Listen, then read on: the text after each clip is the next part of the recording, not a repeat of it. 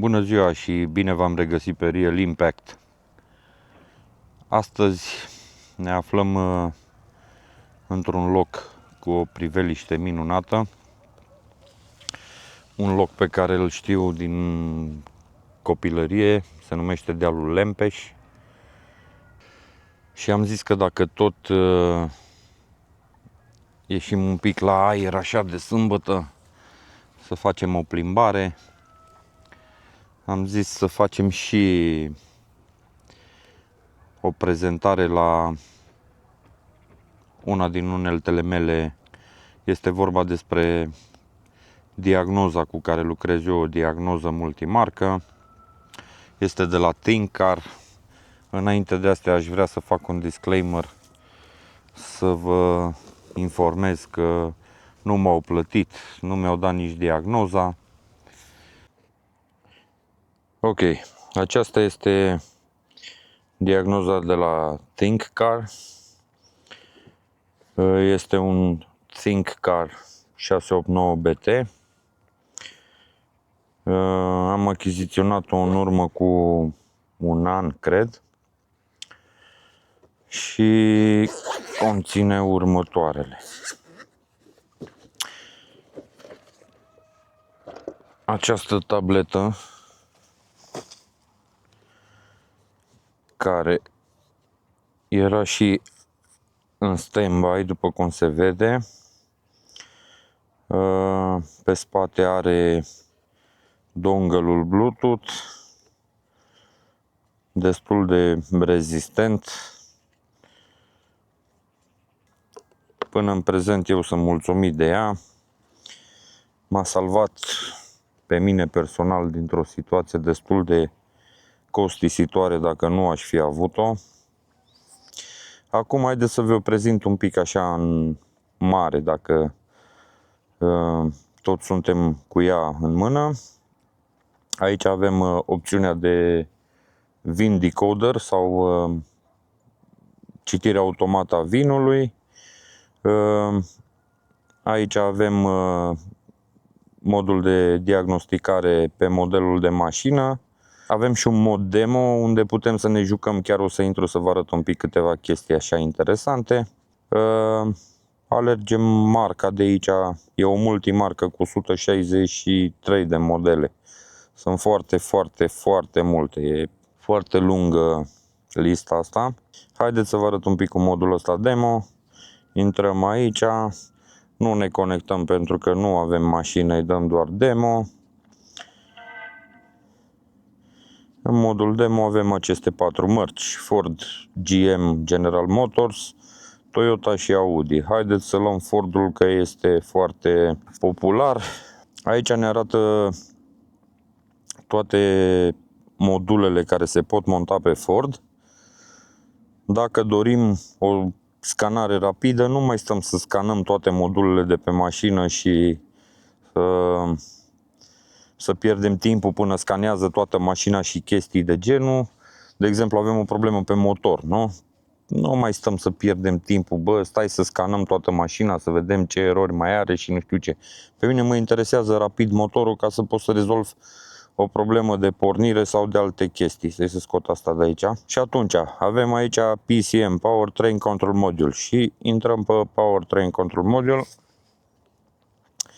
Aici, dacă îi dăm la Version Information, ne dă informații despre calculatorul mașinii, PCM, Powertrain Control Module, numărul, codarea lui, varianta de soft a calculatorului.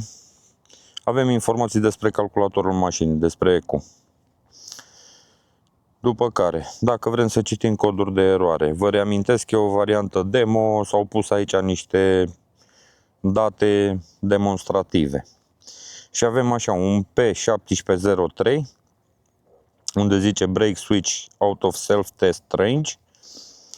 Mai avem un P1693, care este Turbocharge Control Circuit. De aici ștergem erorile. De aici citim anumite date despre motor. Avem o funcție de Actuation Test, care putem noi comanda anumite chestii pe mașină. pentru că este o diagnoză bidirecțională. Putem comanda anumite chestii pe mașină să le vedem dacă funcționează, dacă avem comandă până la ele sau dacă chiar ele primesc comandă și funcționează. De exemplu, EVAP, ăsta e pe un motor benzină, care este valva aceea care deschide și închide comunicarea gazelor de combustibil de pe rezervor. Când se evaporă gazele din rezervor, pentru a nu crea presiune în rezervor, această valvă deschide, le trimite în admisia mașinii și le arde. Dacă îi dăm aici on, o face on, ne arată că e acționată, noi ne ducem lângă ea și o ascultăm dacă se aude. Click, click, off. Ar trebui să facă un click on, click off, click. Deci știm că funcționează sau nu. Să trecem mai departe. Mai avem aici niște opțiuni speciale, special function, cum se zice. Balansarea puterii, ajustarea cantității de combustibil și regenerare DPF manuală. Asta e o chestie foarte utilă. Dacă știi ce faci și știi să ții bine sub urmărire parametrii de regenerare, temperaturi, presiuni pe DPF, urmărește îndeaproape, eu zic că poți să salvezi o persoană de la o cheltuială foarte mare, cum ar fi demontat DPF de pe mașină, trimis la curățat, venit înapoi, montat din nou, curățat furtunașele și conductele care duc la senzorul de diferență presiune DPF și așa mai departe. Diagnoze și alte treburi, adică vorbim iară de niște mii de lei. Asta a fost exemplu cu calculatorul de motor, dar putem aici să-i dăm un high speed scan și scanează rapid toate modulele care există pe acea mașină, doar să ni le identifice care sunt pe mașina respectivă, iar Smart Scan-ul face o scanare completă prin toate modulele mașinii și atunci vom putea vedea toate defecțiunile care le are acea mașină. Dacă îi dăm un Smart Scan acum, vedeți, pleacă bara asta și ne caută toate erorile care le are mașina respectivă.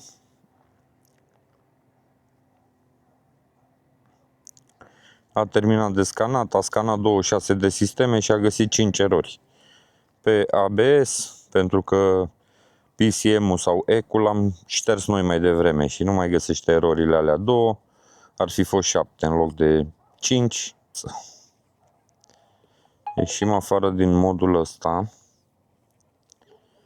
și mai avem aici modul OBD. Pentru mașinile mai vechi, modul OBD e un mod forțat de diagnosticare, detectează singur protocolul de comunicare al calculatoarelor mașinii. Mai avem history, adică o istorie trecută pe luni și pe toate chestiile de genul. Avem un report aici dacă vrem să facem chestiile alea pentru service, un raport cu defecțiunile, să-i faci un print clientului să știe, să aibă pe hârtie problemele care le-a avut. Dacă vrei să trimiți un feedback către ei, lifetime free updates, ceea ce e o chestie foarte tare. De fiecare dată când o aprind, primesc câte ceva nou, ba software, ba software auto, ba software aplicației, ceva, ba firmware, ceva primesc. Deci tot timpul generează câte ceva nou. Ăsta e un fel de Dollar Fix Community, un fel de YouTube cu reparații auto pentru cei pricepuți, o comunitate așa de mecanici de ăștia DIY care știu ei ce fac. Așa, acum trecem pe maintenance. Aici la maintenance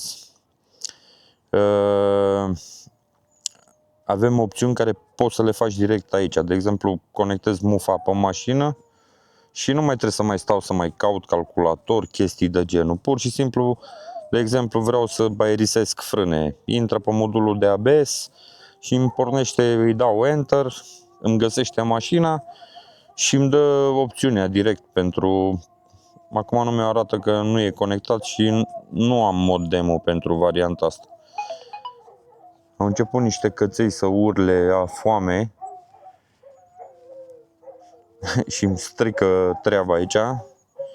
O să-i auziți pe fundal, dar n-avem ce să facem. Bun, deci ăsta era de aerisit frâne. Ăsta e pentru resetat modurile de AdBlue. Ăsta e de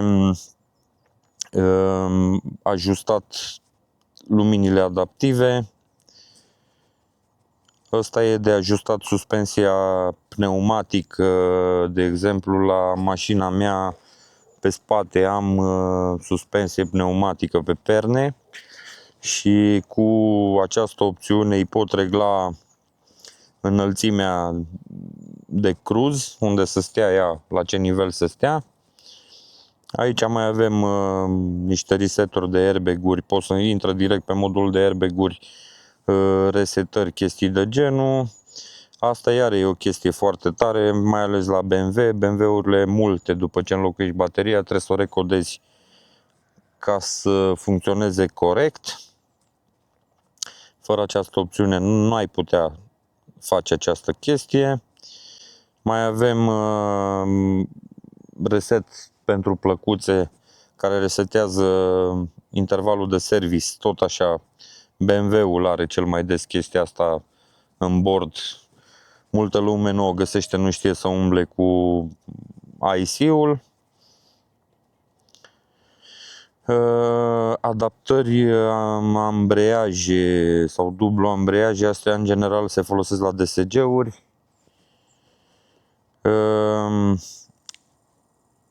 Aici e să poți porni pompele de apă electrice. În general Volkswagen, Audi sunt cu pompe de-astea, au și BMW-ul. Pompe electrice sunt cele auxiliare care sunt montate pe lângă motor.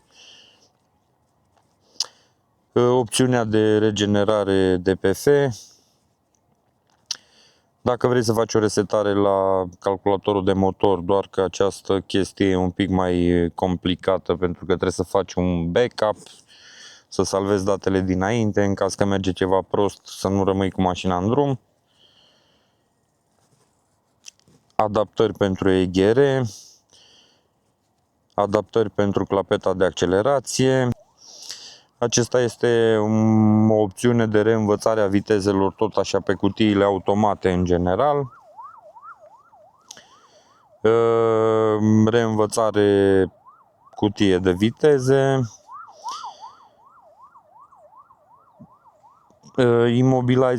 Imobilizator sau potrivire chei, doar că aici trebuie un modul separat care nu l-am, dar se poate achiziționa.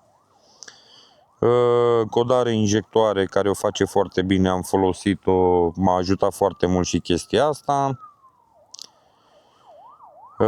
Aici putem să schimbăm limba de pe mașină. De exemplu, aveți o mașină care are toate setările în limba germană, ca să nu mai stau să caut prin bordul mașinii ce și cum.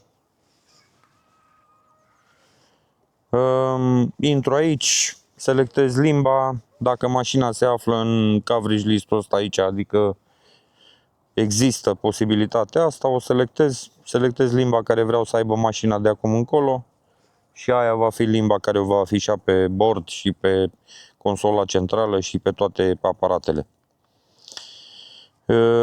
După înlocuirea senzorilor de oxigen, o resetare.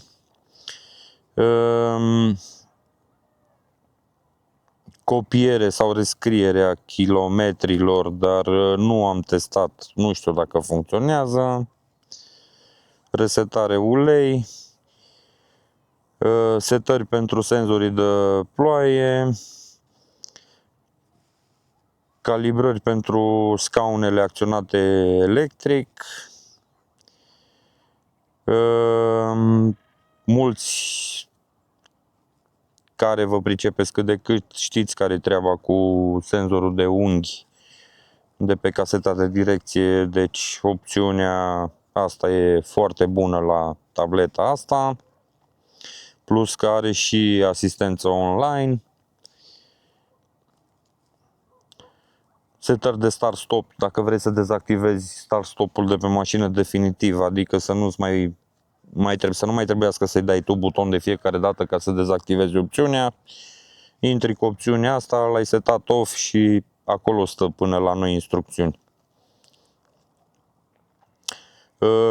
Reinițializare la setările trapelor sau a panoramelor,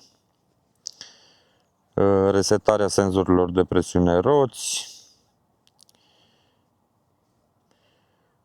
modul transport. Asta în general la mașinile noi sau cele accidentate le bagă într-o stare așa semi-activă, unde folosește doar funcțiile vitale care să poată fi mișcată mașina. Pentru turbinele cu actuator electronic, reprogramare actuator, calibrare la geamuri, doar la geamuri, și aici mai avem să setez butoane, nu vreau, ok, aici ni le arată pe toate, dar într-un alt format. Părerea mea e că pentru cât a costat chestia asta, nu știu, a fost aproape 600 de euro anul trecut, dar raport calitate-preț foarte bun. De aici se fac upgrade-urile vedeți, aici poți să upgradezi softul de diagnosticare, aici cel de mentenanță, iar aici aplicația și firmware-ul tabletei. V-am spus, au update-uri destul de dese. Ăsta e butonul de back, doar că suntem deja în meniul din față. Aici mai avem un meniu de unde să-l accesăm rapid, tot așa toate setările. Acestea fiind spuse, aceasta a fost diagnoza ThinkCar BT689 cu care îmi fac eu treaba și sunt foarte mulțumit de ea. Se putea și mai bine, dar momentan sunt foarte mulțumit de ea. Acesta este un cablu adaptor pentru mașinile unde nu permit, datorită faptului că ăsta e un pic cam grosuț. La unele mașini nu-mi permite să-l conectez ușor și atunci îl conectez prima dată în acest adaptor, după care îl introduc în portul mașinii, în portul OBD al mașinii. Bun, să închidem diagnoza.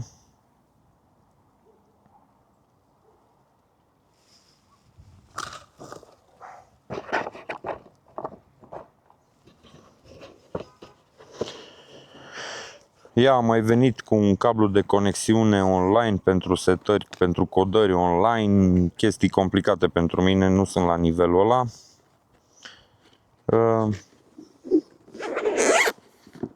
Aceasta a fost diagnoza ThinkCar. Sper că v-a plăcut prezentarea diagnozei. Vă mai arăt odată splendidul peisaj. După care ne pregătim să o luăm încetișor spre casă. Ajunge pe ziua de astăzi, cât am umblat hai-hui.